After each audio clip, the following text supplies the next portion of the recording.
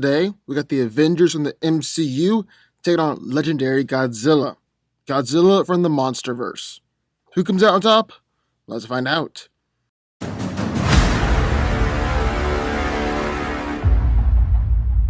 The Avengers are a team of extraordinary individuals with their superpowers or their special characteristics, designed to protect the world from inner or extraterrestrial threats that are considered too big for any one hero to handle alone. Iron Man is a founder of the team, the smartest man in the world, has a suit of armor that allows him to battle directly against Thanos and can create any weapon imaginable. Captain America is the leader of the team, is the pinnacle of human physical potential, is one of the best fighters in the world, and carries on a nearly unbreakable vibranium shield. Thor is the god of thunder, is one of the strongest, most powerful heroes in the universe, and has the ability to control lightning, as well as having a powerful weapon in Stormbreaker. Hulk is easily one of the strongest beings on Earth. Quicksilver is the fastest man alive, and Vision is a powerful android with the ability to manipulate his density and has a freaking infinity stone in his forehead. Hawkeye is the most accurate man in the world. Black Widow is a master spy and assassin. Falcon can fly with his high-powered jetpack, and Winter Soldier is a super soldier with a powerful vibranium arm. Just like Iron Man, War Machine has an immensely powerful suit of armor. Valkyrie is one of the most elite warriors in all of Asgard, and Okoye is one of the most elite warriors in all of Wakanda. Spider-Man has proportionate speed, strength, and durability of a spider. Black Panther is a super soldier with nearly indestructible armor, powerful vibranium tech. And Rocket Raccoon, the genius, immensely powerful arsenal of alien weapons. Ant-Man has the ability to shrink down to microscopic sizes, grow to over 100 feet tall. Wasp can shrink down to microscopic sizes and fly, and Nebula is a master assassin feared throughout the universe. Scarlet Witch is an insanely powerful telepath with vast telekinetic powers. Doctor Strange is the Sorcerer Supreme, the most powerful sorcerer in the world, and Wong is right there by his side, another powerful sorcerer. Then finally, we've got Captain Marvel. She's as strong as Thanos, isn't fazed by Thanos' attacks, can fly at light speed, and is able to fire immensely powerful energy attacks. So that's what we got in one corner, the Avengers, Earth's mightiest heroes. But, entering the ring, in the other corner, King of the Monsters, Godzilla. Godzilla is the king of the monsters, and is mankind's greatest ally and enemy. He is quite possibly the most unpredictable force on the face of the planet. For this fight, we'll be using the version of Godzilla from the Monsterverse, otherwise known as Legendary Godzilla, the Godzilla from the recent movies. This version of the big guy is absolutely massive, one of the biggest incarnations of the character that we've ever seen, as he towers almost 400 feet tall, comes in at the staggering weight of 90,000 tons on the scale. In fact, he's so large that he displaced so much water by walking from sea to land that he's created tsunamis. Godzilla is also impressively strong, has been able to physically overpower other kaiju on multiple occasions, easily pushing the female Mutos through several buildings, and even slamming Ghidorah to the ground several times. And Godzilla pushed him through a building as well. He's also got a massively powerful bite. It will toss both the male and the female Mutos around with ease by biting into their bodies and then throwing them. Also chomped down on one of Ghidorah's heads and tore it off completely. Even his tail is massively powerful, as he outright killed a Muto with one swing and actually knocked over a skyscraper as well. Despite his massive size though, Godzilla is still surprisingly fast, turning around and smashing the male Muto with his tail, dragging other kaiju in the air with his atomic ray. Godzilla is insanely durable as well, as just for starters, he's taking countless attacks on the Mutos and King Ghidorah. Even when Ghidorah just keeps on pounding and pounding, biting and biting, or hitting him with gravity beams or dropping him from the sky. He's easily withstood a 15 megaton nuke, Castle Bravo, that was the 5th largest nuke in the world. So I had a weapon that was designed to destroy all the oxygen and kill everything of a 2-mile radius. Godzilla's atomic ray is also his signature and most powerful attack, allowing him to severely weaken and kill the female Muto and push back against Ghidorah.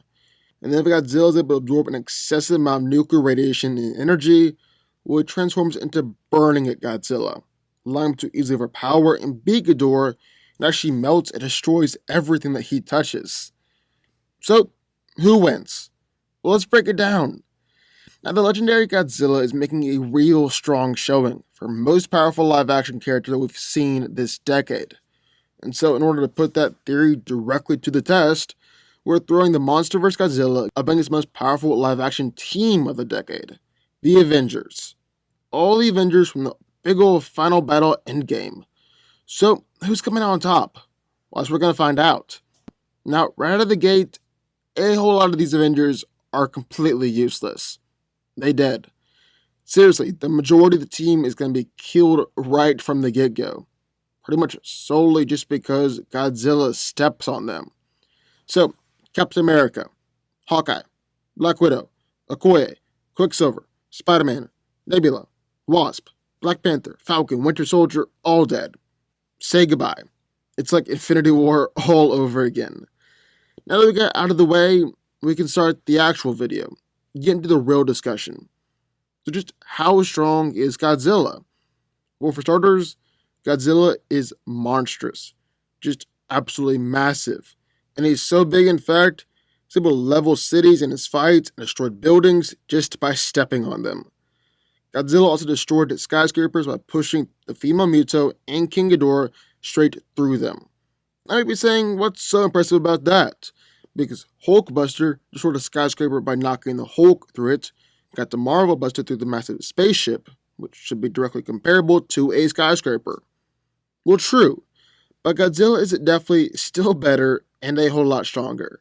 And it really all comes down to weight. Godzilla knocked over these skyscrapers by pushing the female Muto and King Ghidorah.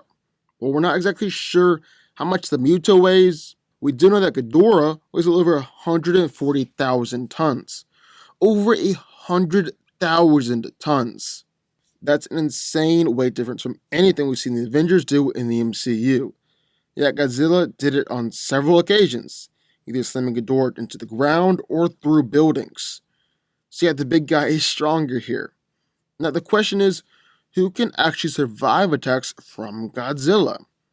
Not just an accidental step or something like that, but a direct attack from the kaiju. Well, honestly, I can just think of a few, and all of them are questionable.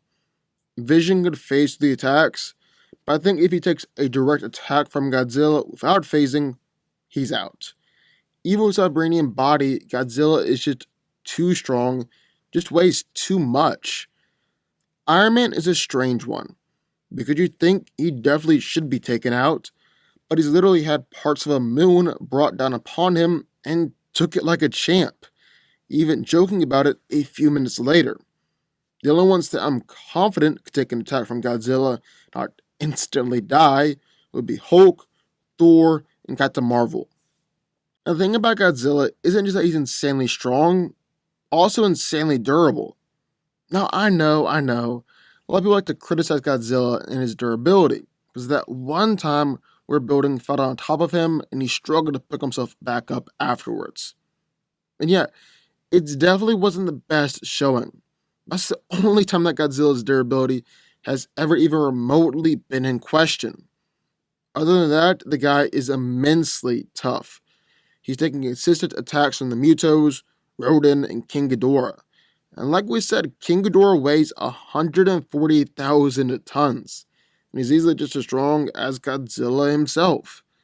In a tie-in comic for the 2014 movie, Godzilla actually tanked the Permian impact, which is a collision that killed all life of that era. And the Avengers kind of pale in comparison to that impact. Godzilla also survived the Castle Bravo nuke, which has a 15 megaton yield and was the largest detonated nuke in American history. Then in King of the Monsters, Godzilla survived a nuclear blast that destroyed an underwater city directly to the face and been completely unfazed. He also survived the detonation from the Oxygen Destroyer, which was designed to destroy all the oxygen and killed everything within a 2-mile radius. So, can any of the Avengers even injure Godzilla if he's that immensely durable? Well, that's the question. Captain Marvel has been able to casually ram through ships like they're nothing, both Kree's and Thanos's. with both of those ships being just as large as Godzilla, probably larger. Valkyrie's able to cut through the Leviathan with her sword. Both Hulk and Giant Man are able to freaking deck the Leviathans, kill them with just one punch, and Hulk is able to deck Surtur too. Then Thor's able to overpower the Infinity Gauntlet with Stormbreaker, pierce Thanos in the chest with Stormbreaker, and later decapitate him. So, do I think they'll be able to injure Godzilla? Yeah, I do. However, do I think they'll be able to put him down? No, I don't. Because let's actually look at this. For starters, there's a big difference between size and durability. I mean, perfect example. The nuclear blast in King of the Monsters took out a whole underwater city. Didn't even injure Godzilla. So Captain Marvel tearing through those two ships that we never really saw have any impressive durability, definitely isn't going to equate to being able to injure Godzilla. Secondly, Leviathans don't have anything on Godzilla. They are nowhere near being as durable as Godzilla, not even remotely close. So being able to cut Leviathans or take them down with punches isn't going to equate to putting down Godzilla. There's also just the sheer size of him. So attacks from swords or even Stormbreaker aren't really going to injure him. It's like imagine stepping barefoot on a thumbtack or worse, a Lego. Obviously it hurts. Sometimes it hurts like hell. But after a few minutes or in a few seconds, it goes away. Nothing more than annoyance. Definitely not enough to kill you. Same scenario here, just because of how large Godzilla is in comparison to the Avengers. I mean, Godzilla took repeated attacks from King Ghidorah, was choked out by Ghidorah, and then dropped from the sky, went on to win the fight. Even his weak spots are insanely durable. So durable, in fact, that you could argue that Godzilla actually has no weak spots. The big guy even took a nuclear blast to the face. And if I remember correctly, his eyes were open.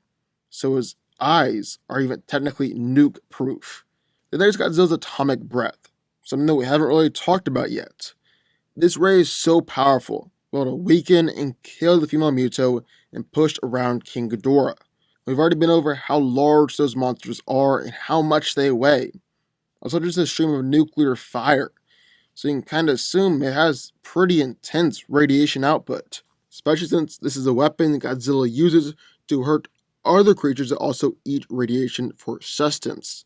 The Mutos actually stole a nuke for food, but Godzilla's breath is so intense it can melt their insides and physically harm their outer shell.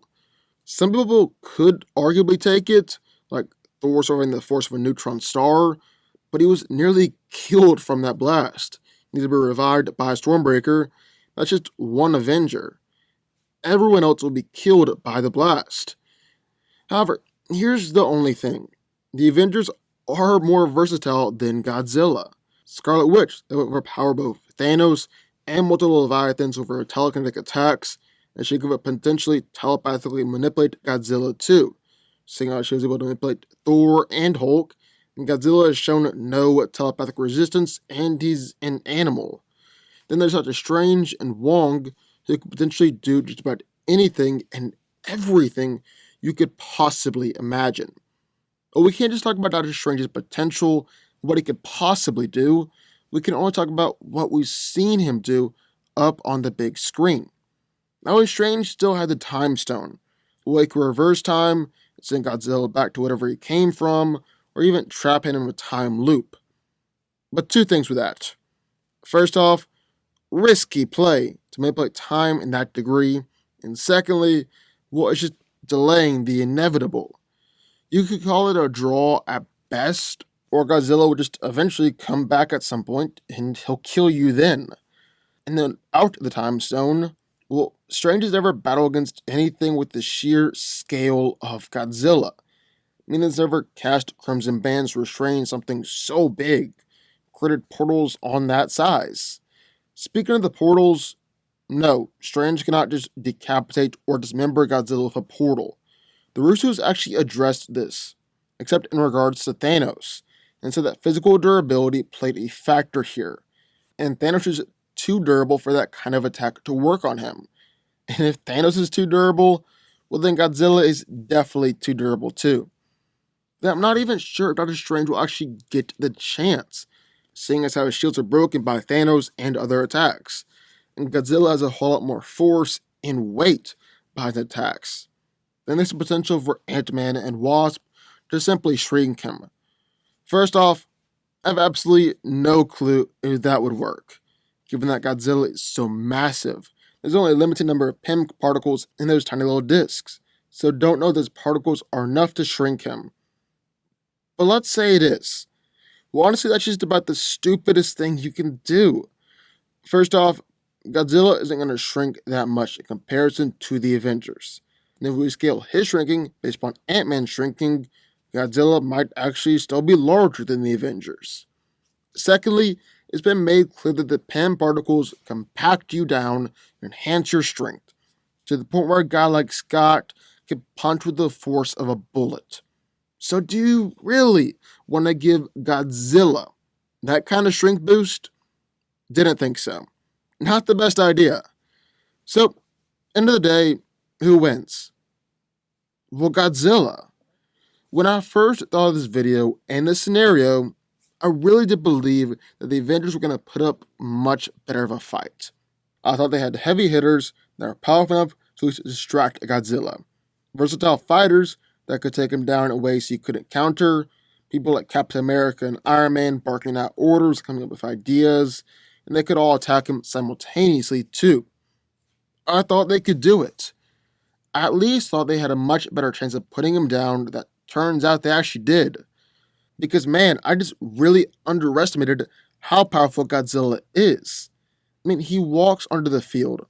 Half the Avengers instantly die from a mere step or one nuclear blast. And suddenly the Avengers are in full-on panic mode. No one has shown the ability to consistently injure him, much less put him down. The only ones that could potentially beat him would be Scarlet Witch with mind control, or strength through the time stone or mirror dimension. I'm not even sure that they survived the initial assault. If the Avengers had time to repair or at least strategize beforehand, I could see them winning. But just in a straight up fight, really think they're outmatched here. Godzilla really is the most powerful live action character we've seen in a long time. He's coming out on top here. Godzilla wins. But what do y'all think? I would love to hear your thoughts. Sound off in the comments down below. Also, be sure to hit the like button, the subscribe button, turn on notifications from the DanCo army, and I will see y'all next time.